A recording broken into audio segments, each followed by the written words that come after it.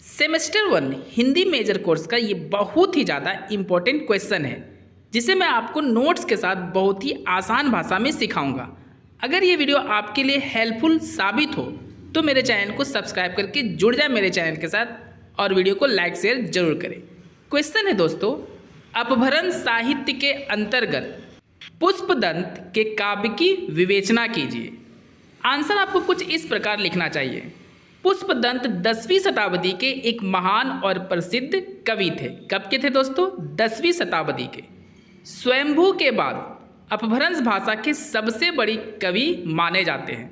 इसका मतलब सीधा सा दोस्तों कि अपभ्रंश भाषा में स्वयंभू सबसे महान थे और उसके बाद पुष्पदंत को माना जाता है।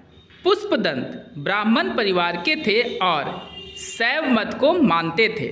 आगे चलकर पुष्पदंत ने जैन धर्म की दीक्षा लेकर जैन बन गए, मतलब हिंदू धर्म को छोड़कर जैन धर्म को अपना लिए। उन्होंने मतलब पुष्पदंत ने अपने जीवन का अधिकांश समय राष्ट्रकूट राज्य की राजधानी मान्यखेत में बिताया। स्वभाव से, यहाँ स्वभाव का स्पेलिंग मिस्टेक है दोस्तों। पुष्पदंत अक्कड़, स्वाभिमानी और अस्पष्टवादी व्यक्ति थे तथा वे स्वयं को ही अभिमान मेरु कहा करते थे। महापुराण और नाय कुमार चरऊ उनकी प्रसिद्ध रचना थी, परंतु महापुराण के कारण ये अधिक प्रसिद्ध और लोकप्रिय हुए थे। मतलब इन्होंने 2 प्रसिद्ध पुस्तक लिखा, लेकिन महापुराण के कारण इन्हें अधिक से अधिक प्रसिद्धि मिली। पुष्पदंत ने राम कथा, कृष्ण कथा एवं जैन तीर्थंकरों की जीवन गाथा का वर्णन किया है। जैन धर्म अपनाने के कारण उन्होंने अपनी रचनाओं में राम और कृष्ण से अधिक महत्व जैन तीर्थंकरों को दिया है। और क्यों ना दे दोस्तों, क्योंकि वो जैन धर्म के थे, तो जो जिस धर्म का होता है तो उसी का ज़्यादा बड़ाई और प्रशंसा करता है। पुष्पदंत की राम कथा ब्राह्मण परंपरा के विरुद्ध जैन परंपरा की रामकथा को स्थापित करने का प्रयास है। मतलब पुष्पदंत ने रामकथा को अपने अनुसार ही लिखा था। उन्होंने स्पष्ट शब्दों में लिखा है, वाल्मीकि और व्यास के वचनों ने सबको प्रवंचित किया है। इन्हीं भ्रमों को दूर करने के लिए गौतम राम की कथा कहते हैं। श्रेणी गौतम के समान ये शंकाएं रखते हैं। मतलब सीधा सा है दोस्तों, पुष्पदंत ने वाल्मीकि और व्यास के रचनाओं में जो भी इन्हें लगा कि ये लोगों को भ्रमित करने के लिए लिखे हैं, उस पर उन्होंने सवाल किया है, जो आप आगे देखिएगा।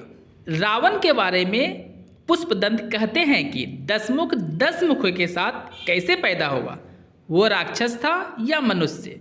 क्या सचमुच उसके 20 हाथ और 20 आंखें थी? क्या विभीषण आज भी जीवित है? क्या कुंभकर्ण 6 महीनों की घोर निद्रा में सोता था? इन्हीं सभी शंकाओं के निवारण के लिए पुष्पदंत ने अपनी रामकथा रची है।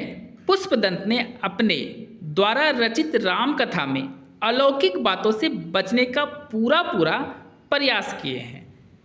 उनकी रामकथा में राम कौशल्या के नहीं बल्कि सुबला के पुत्र हैं। इसी प्रकार लक्ष्मण सुमित्रा के नहीं कैकेयी के पुत्र हैं। सीता के अतिरिक्त राम की 7 पत्नियां और थी। सीता जनक की पुत्री नहीं बल्कि रावण की पुत्री थी। वानरादि मतलब हनुमान वास्तव में वानर नहीं बल्कि विद्याधर थे। हनुमान रुद्र के नहीं कामदेव के अवतार थे। दोस्तों इस प्रकार आप देख रहे होंगे कि पुष्पदंत ने एक अलग ही रामायण का रचना किए हैं। दोस्तों मेरा ये नोट्स आपको कैसा लगा कमेंट करके ज़रूर बताएं, और हाँ अगर हेल्पफुल हुआ होगा तो मेरे चैनल को सब्सक्राइब करके जुड़ जाएं। इसके बाद दोस्तों आपको संक्षेप में ज़रूर लिखना चाहिए ताकि आपको फुल में फुल मार्क्स मिल सके। संक्षेप में हम यह देखते हैं कि पुष्पदंत ने अपने खुद का रामकथा तो लिखे ही और जैन तीर्थंकरों के बारे में अधिक से अधिक प्रशंसा की, लेकिन इसके साथ साथ भगवान कृष्ण के बाल लीला का भी वर्णन इन्होंने किया है। कृष्ण के बाल लीला में इन्होंने कृष्ण की क्रीड़ा यानी खेलकूद और ब्रज गोपियों का भी स्पष्ट रूप से वर्णन किया है। आई होप दोस्तों ये वीडियो आपके लिए हेल्पफुल जरूर हुआ होगा। मिलते हैं हम लोग अगले वीडियो में।